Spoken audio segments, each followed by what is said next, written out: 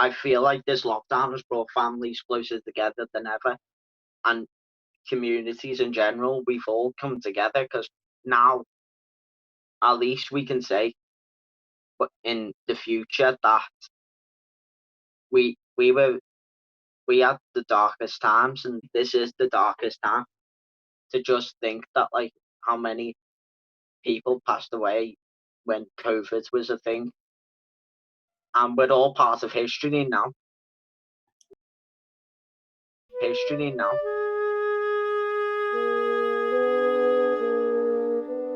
And we're all part of history now.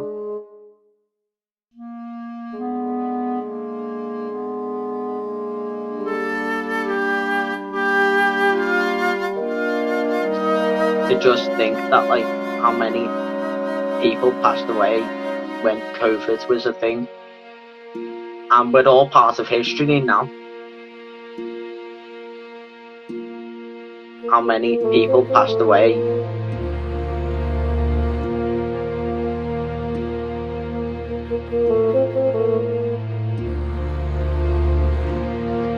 To just think that like how many people passed away.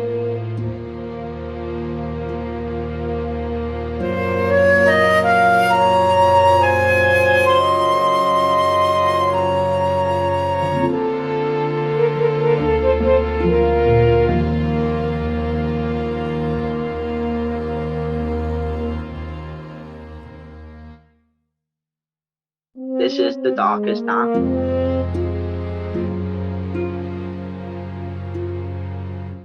The darkest time.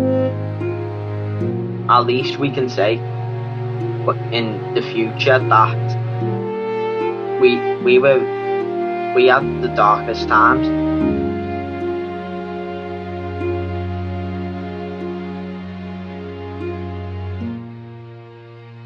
We will definitely learn from this.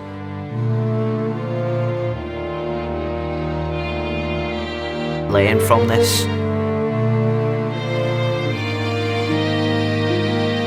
I think we'll get through it. Every pandemic always has an end.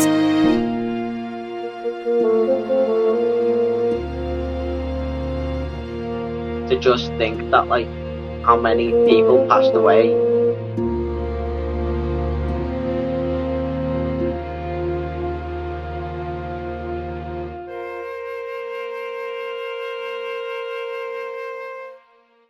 And we're all part of history now.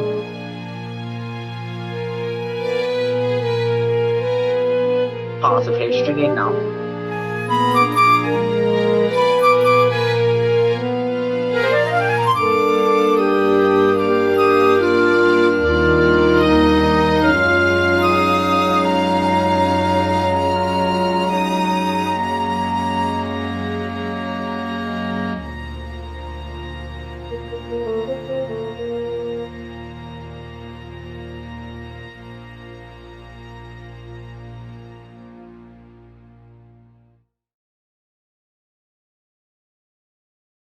You see, everybody's unsure. I'm unsure. Everybody is.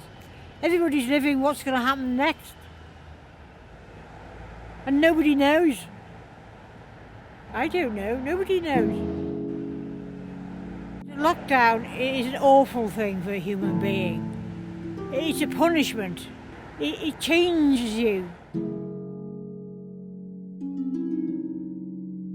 It's a punishment.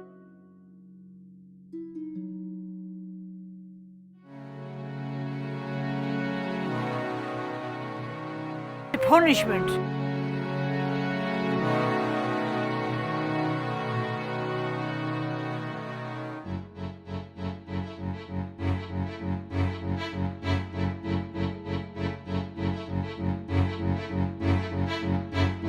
I'm unsure. Everybody is. Everybody is. I'm unsure. Everybody is. Everybody is. I don't know. Nobody knows. Nobody knows.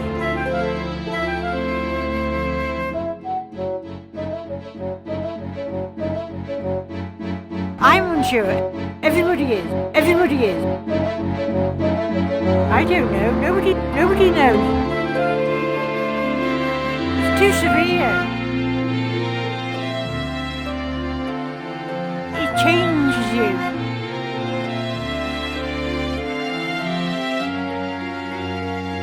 Like prison to me. Locked away. What's going to happen tomorrow? Locked away. Tomorrow. What's going to happen tomorrow? Tomorrow.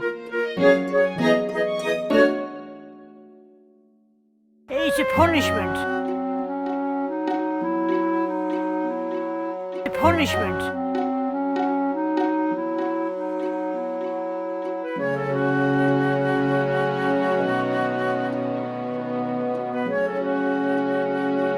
Like prison to me.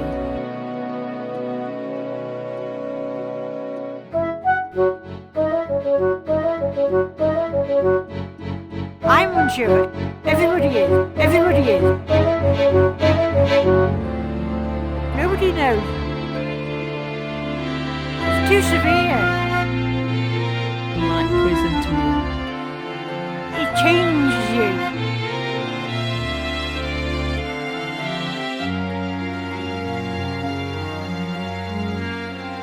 Locked away. What's going to happen tomorrow? Locked away. Tomorrow. What's going to happen tomorrow?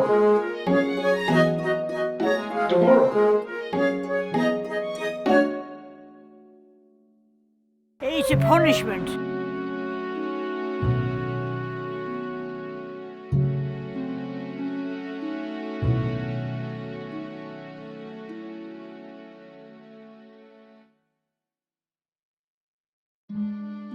Started in 2013, had 4 months all around Asia, and that was just incredible. And then bought a one-way ticket into Portugal. Found places in Spain I'd never heard of. Got to Tarifa, which is the most southern part of Spain. Watched the ferries going from Tarifa over to Tangier. And we all got the ferry and went to Morocco. And had a few weeks around Morocco. Went across the desert on camels. Just wonderful. It was just liberating. Just so liberating. Go where you wanted, when you wanted.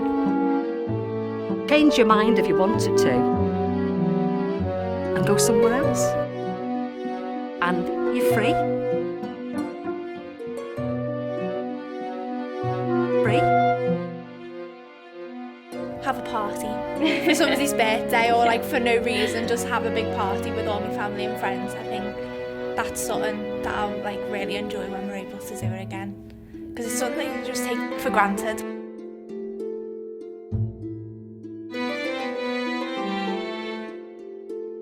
When we were in the pandemic, it's hard to comprehend what's going on around you, and you know, you worry like my nan and granddad, like I'm not going to see them, and it wasn't nice to experience. So many gorgeous places. You're away from everything here. From everything here.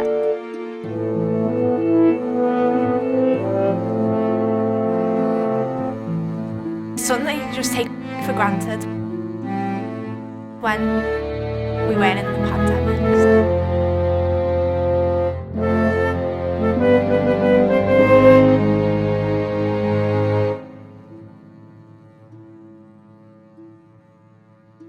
Liberating? Just so liberating. Go where you wanted, when you wanted. Change your mind if you wanted to. And go somewhere else. And you're free. Free.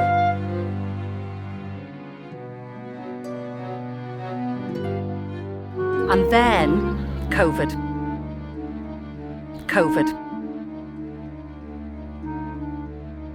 Life changed. Life completely changed. It's a punishment.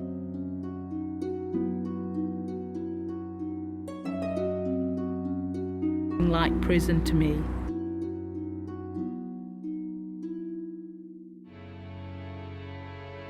People just want to talk, just to hear someone's voice. A lot of people are lonely out there with this. They haven't had any human contact. It changes you.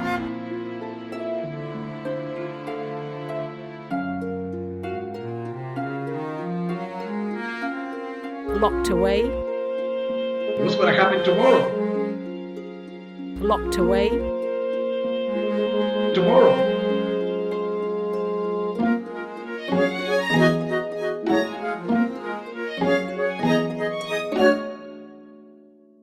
During the lockdown, it's almost as if people were locked away, they were imprisoned, and again, after the initial novelty of it all, it started becoming like prison to me. And I think for a large part, people within my generation, again, I'm not speaking for everyone, this is just my opinion, we keep sacrificing everything.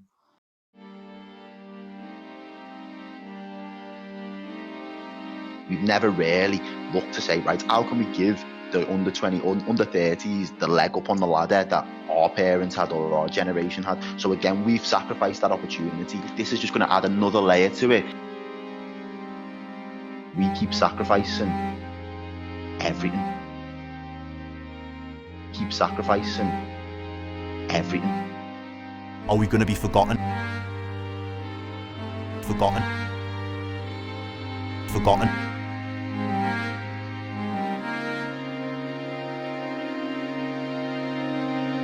This is just going to add another layer to it.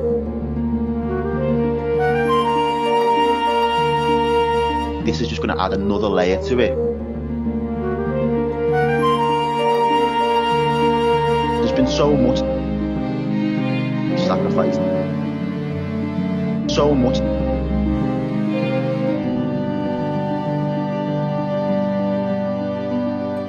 This is just going to add another layer to it. This is just going to add another layer to it. There's been so much sacrifice. So much.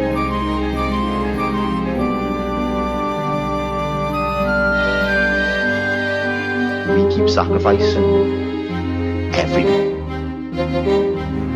Keep sacrificing everything. Are we going to be forgotten? Forgotten. Forgotten. Forgotten. Forgotten. This is just going to add another layer to it.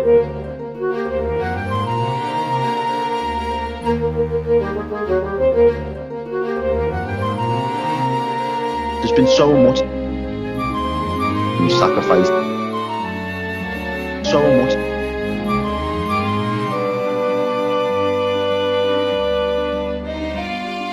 The needs are already there. And then you add the pandemic on. The needs are already there. And then you add the pandemic on. You know, it's an area of high deprivation and it's just exacerbated what's already in place.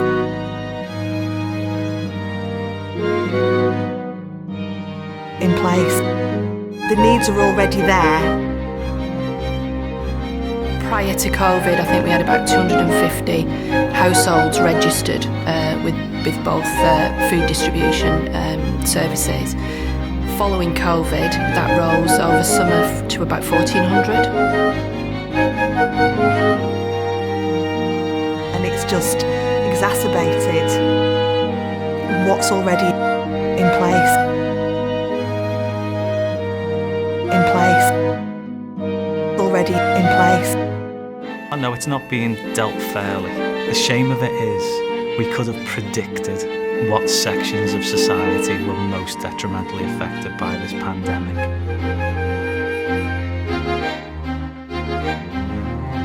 sacrificing everything. Are we going to be forgotten? Forgotten. Forgotten. Forgotten.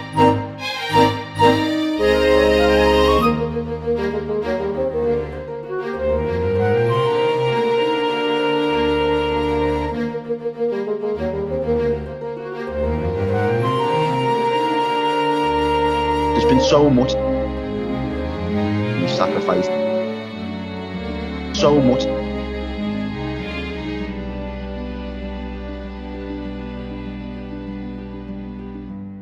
If I just look at my life and probably like close friends around me and my age, I think one of the big things for us is I'm approaching 30 this year, and you know, I feel as though there's probably been the last 2 years of my 20s that have kind of been taken away from me. And I know that might sound selfish, but I understand that the pursuit of trying to lower the R rate and protect people has come at a cost, and that cost ultimately is, you know, I feel like the younger generation significantly since the recession in 2008, 2010 times, we've been impacted greatly. You know, there is that kind of sense of having had time maybe to be quiet, to think, maybe reevaluate. There's lots of people saying that life won't be quite the same again. Maybe more of an appreciation of the planet, you know, more aware of other people's needs and that kind of thing.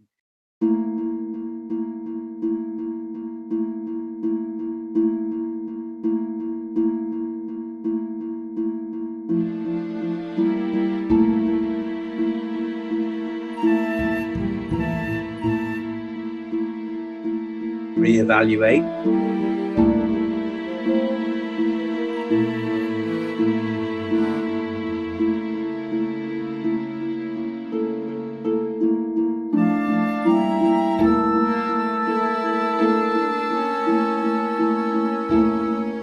Time maybe to be quiet, to think, maybe reevaluate.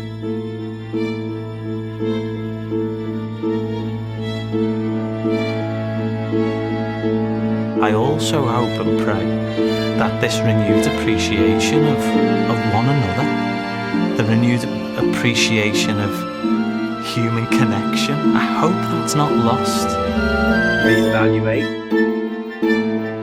We can learn, you know, from the pandemic in terms of how people appreciated green space. Reevaluate. We can learn about how different sectors of society have been hit by COVID. We can learn that there are better things than having town cramming. We can learn that there are better things. We can learn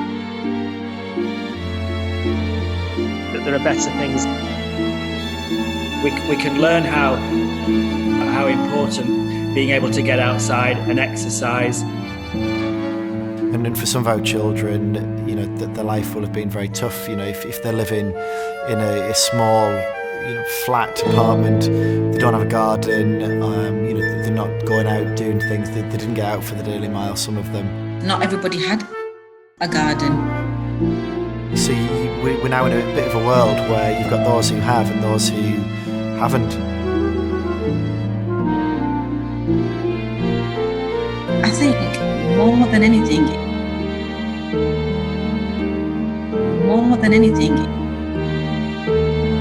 it was the indoors.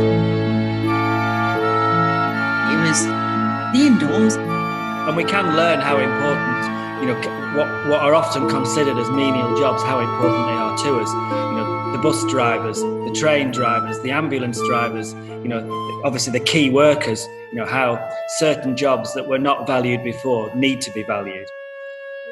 We had constructed a society that was systemically unfair and unequal, and that's why we've suffered so much pain. And in terms of the people that have suffered the most, I think one of the things that has dawned on people is that actually it's the people that have been forgotten, the people, the working class people, the people that do delivery driving, the people who work in shops, the people that are, you know, working in support roles in the NHS, etc., who have not just been forgotten but denigrated for years by people. Everywhere you look, there's some aspect of inequality that has played out or intensified through this pandemic.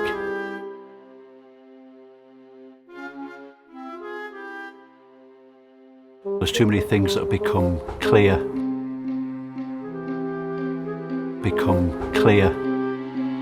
The people that have been forgotten, the working class people, forgotten, the working class people.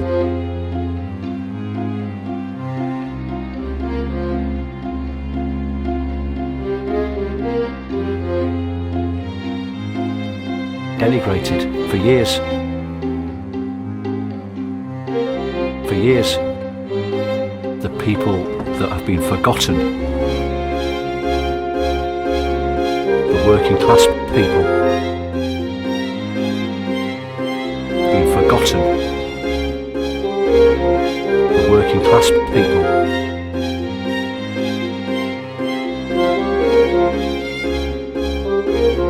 The working class people,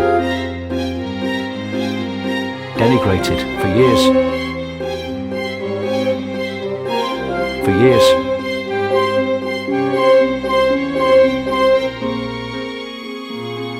There's too many things that have become clear.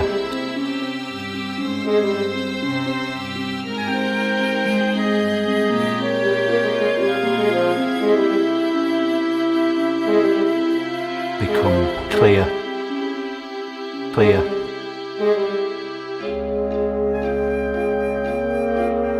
We were so fragile.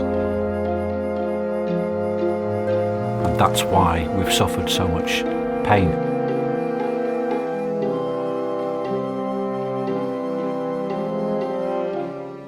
Everywhere you look, there's some aspect of inequality that has played out or intensified through this pandemic. It's a big moment and an opportunity for the country to say that actually we can do things in a different way. Maybe reevaluate.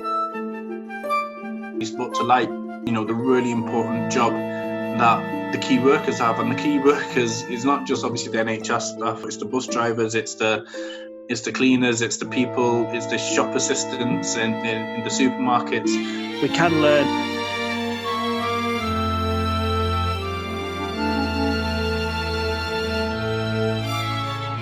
We can learn that there are better things.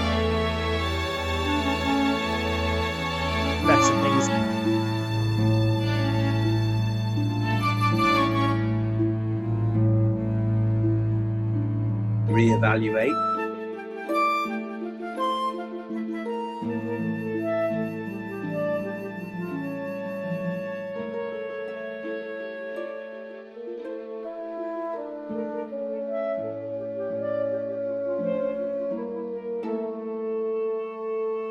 A lot of that has actually come out, in the way that people have realised that we're all one and that we all need each other. It was very interesting for me because I went through quite a large life change throughout all of this. We started COVID homeless. We'd no place to be locked down in, you know what I mean? So it exposed a lot of issues, I'm sure, for homeless people in general, you know what I mean? To have no place to be, to have no sanctuary.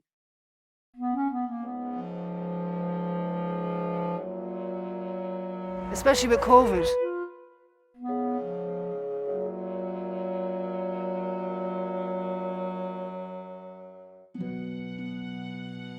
Nobody can really make a judgment on anyone based on what they see. You have to have either walked a mile in their shoes or taken the time to listen to their side of the story. People are people across the board, and everyone should be treated with dignity and humanity. And everyone should be treated with dignity and humanity. And everyone should be treated with dignity and humanity.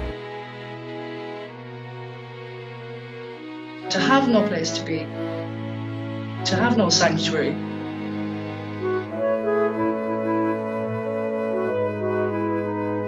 Especially with COVID.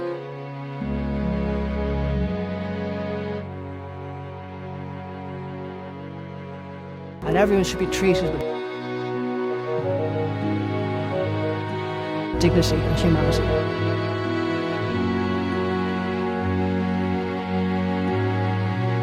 When COVID started, I found myself homeless.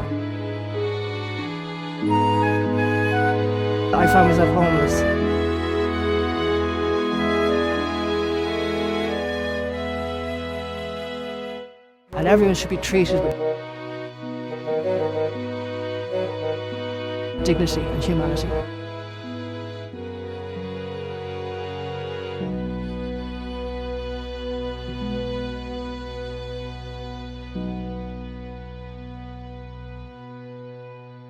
It exposed a lot of issues.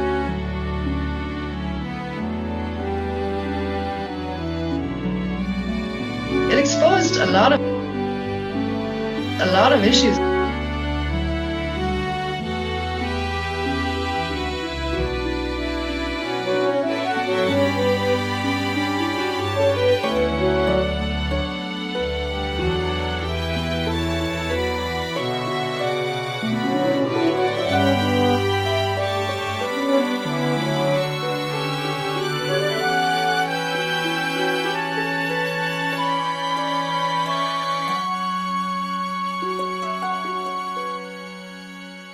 A lot of issues.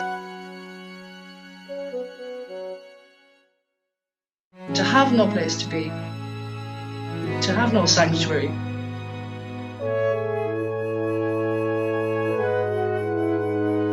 Especially with COVID.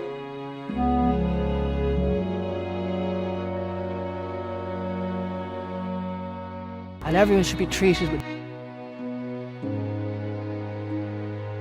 dignity and humanity.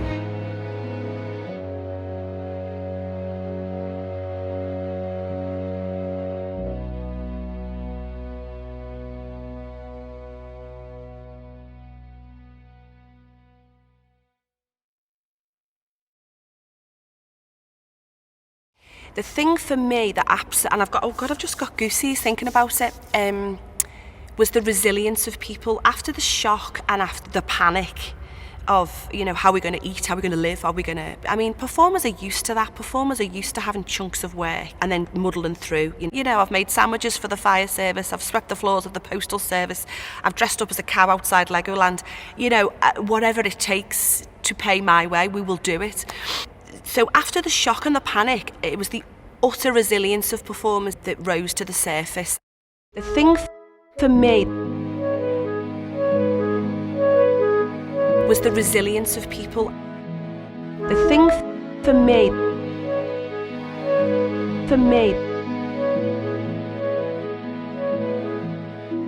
it was desolate.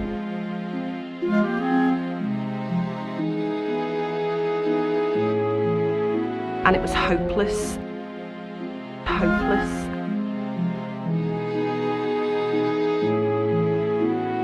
Desolate.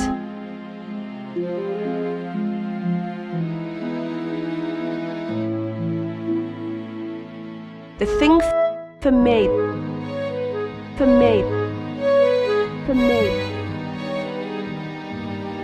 it was the utter resilience of performers that rose to the surface. It's been a tightrope. The tightrope that I think educators and schools have had to walk has very much been, we've been really committed to responding to the obvious needs of children for normality, but at the same time paying due respect to what students have experienced and lost as a result of the pandemic. And that is a careful and difficult tightrope to walk.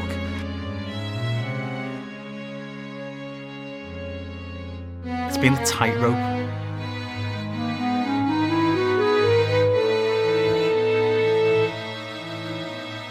Tightrope.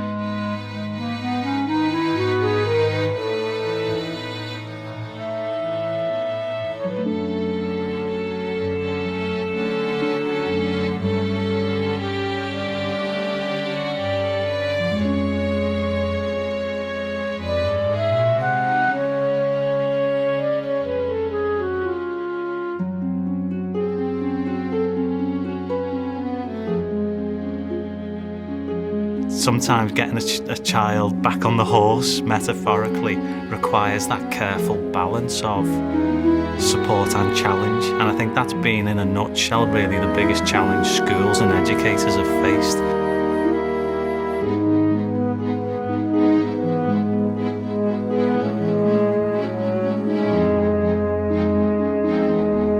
It was the utter resilience.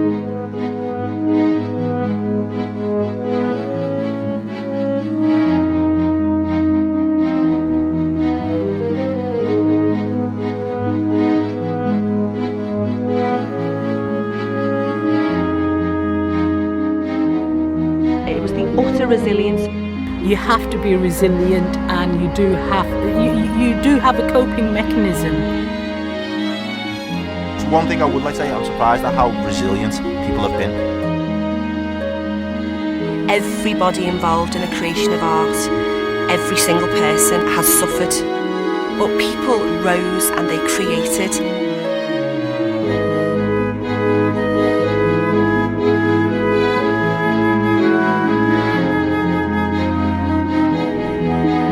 Utter resilience. You know, I've written a song today, I've written a piece of music today, I've written a poem. And that was just, it was amazing.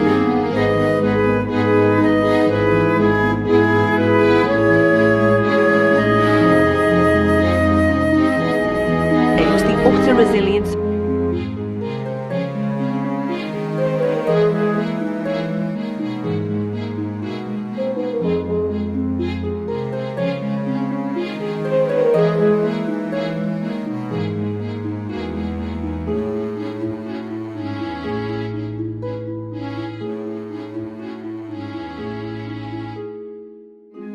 I've always painted and messed around with paint, but I've done an awful lot. In them very first sad months and weeks when we saw nobody, you know, awful. So then, yeah, I soothed myself with my paints. It's a great feeling.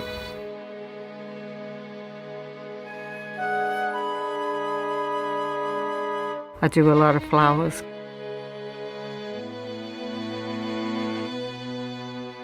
I love it because I like colours. I like colours. I do a lot of flowers.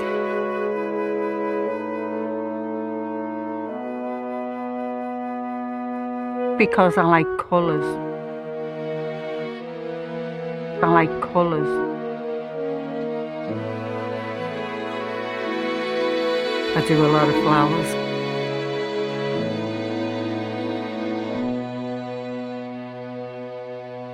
Because they're beautiful.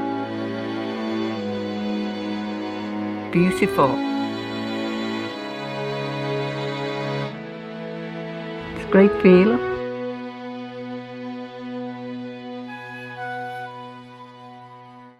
The thing for me,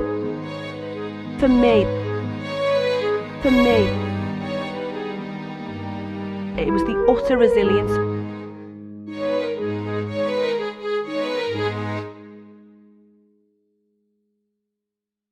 At the moment, it's a little bit difficult because of the lockdown and the corona. A lot of people are anxious and scared and all that, but I feel like if everyone keeps up morale type thing, keeps positive, tries to follow the rules as best as they can, I feel like it will pass. You know, everything has to pass. You know, the good has to come eventually, and yes, I do feel like in the end everything will turn out all right for the best. But I feel like it will pass. It will pass. Everything has to pass.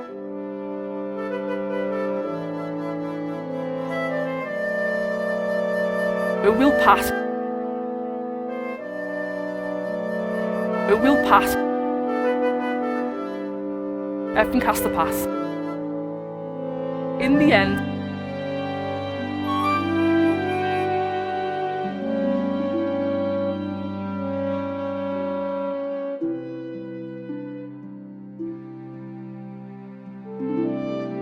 I feel like people should take the time that they've had, the slower pace, try and take that as a positive, that they've been able to just slow down for a little bit and just relax and maybe spend time with the people that they live with.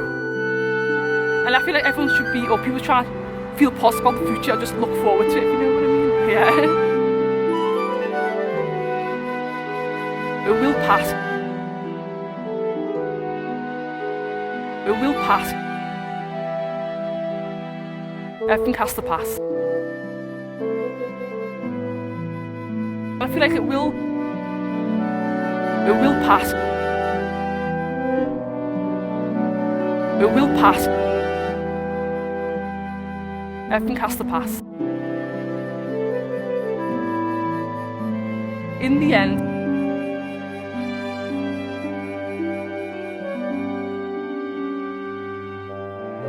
the good has to come out eventually.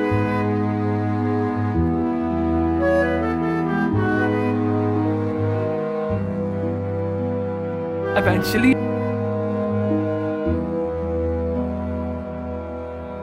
Everything has to pass.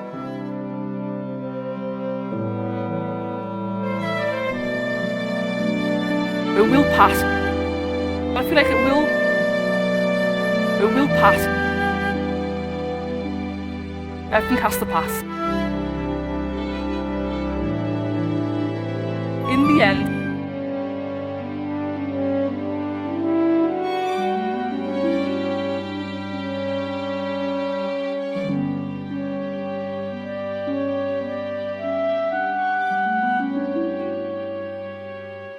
everything has to pass.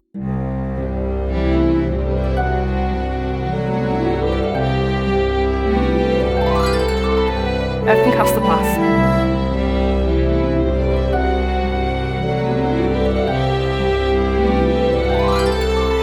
Everything has to pass.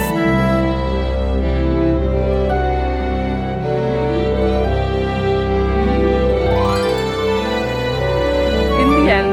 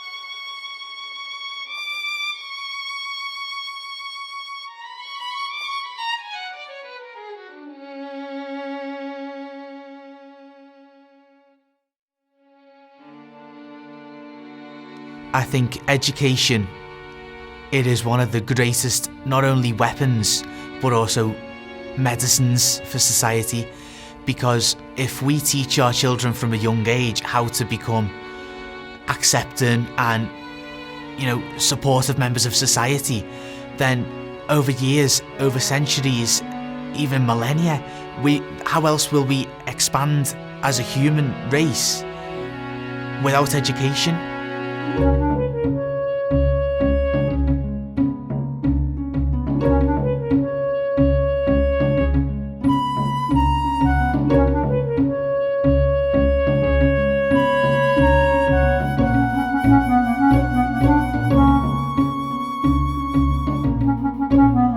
The only way we can grow as a race is through... We can't grow with separation. The only way we can grow as a race is...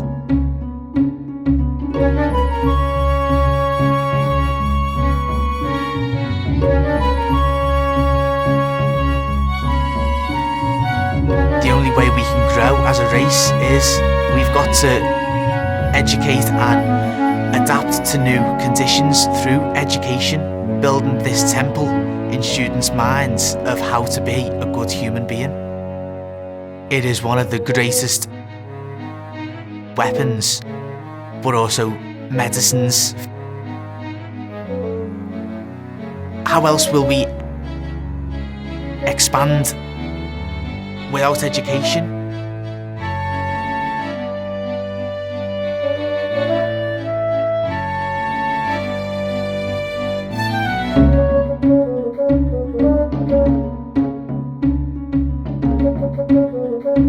Education as a whole, right now, is more important than it's ever been. Because as we advance as a society, as a human race, as we take our place in the stars,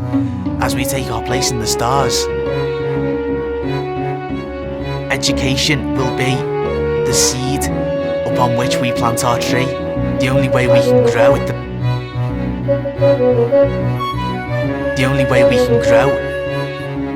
and with the pen we mark our universe.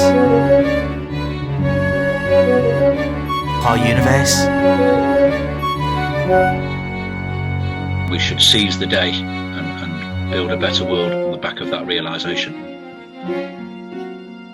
A better world. We're all saying we are all in this together at the end of the day. Build a better world. So, with opportunity and with education, we learn how to accept one another. We can't grow with separation. Build a better world. A better world. As we advance as a society, as a human race, as we take our place in the stars, education will be the seed upon which we plant our tree. It is one of the greatest weapons, but also medicines. How else will we expand? We need to learn that we need to help each other, and I think that's something that kind of became very prevalent during the pandemic. It's kind of communities need to help each other out because kind of we don't always get that support from kind of the government and stuff like that. Feeling that strong bond of friendship and love and solidarity that will get us through this. Friendship and love and solidarity. The only way we can grow as a race is we're all saying we are all in this together. The only way we can grow. Friendship and love and solidarity. And solidarity.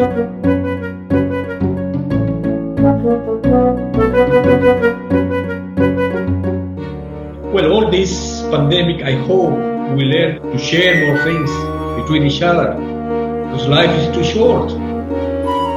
The only way we can grow as a race is the only way we can grow. We've all realised it's a crisis, but it's an opportunity for us all to actually come together and be more connected. Black, white, gay, straight, transgender. As a society, we need to unite.